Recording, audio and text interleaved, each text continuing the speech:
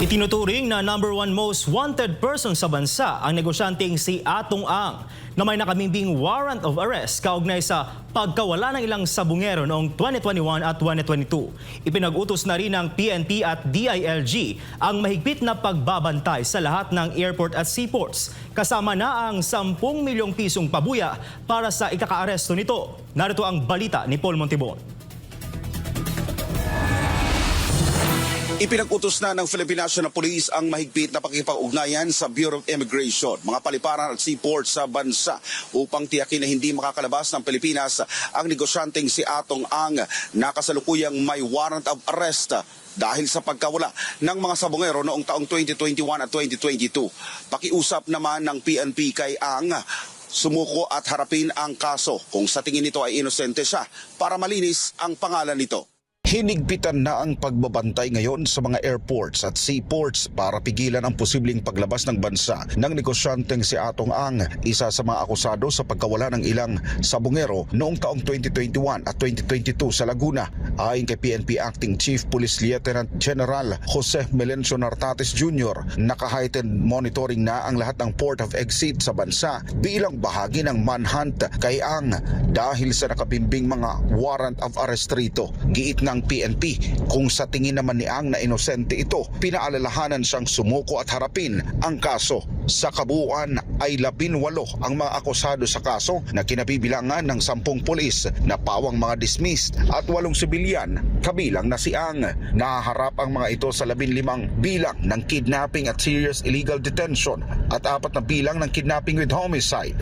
Samantala, sa kanyang press conference, kinumpirma mismo ni DILG Secretary John Vic Remulla ang 10 milyong pisong reward money para kay Atong Ang. Umaasa sa Remulla na makatutulong ang malaking halaga na ito para mahuli si Ang.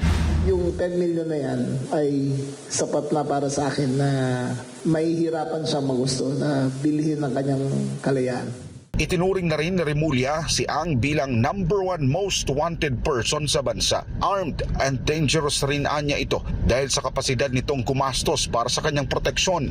Kasama ko si Atong siguro may ituturing natin na #1 most wanted sa buong Pilipinas ngayon. He is accused of killing maybe about 100 over 100 missing sabongeros. And he is considered armed and dangerous. Kahit sabihin na na-cancel ang kanyang firearms, si Atong po ay bumibiyahe ng hindi kumukulang ng 20 ang bodyguard lagi. Sanay po yan sa marahas na pagharap sa mga otoridad, sanay po yan sa marahas na paraan para masolusyonan ang kanyang mga problema.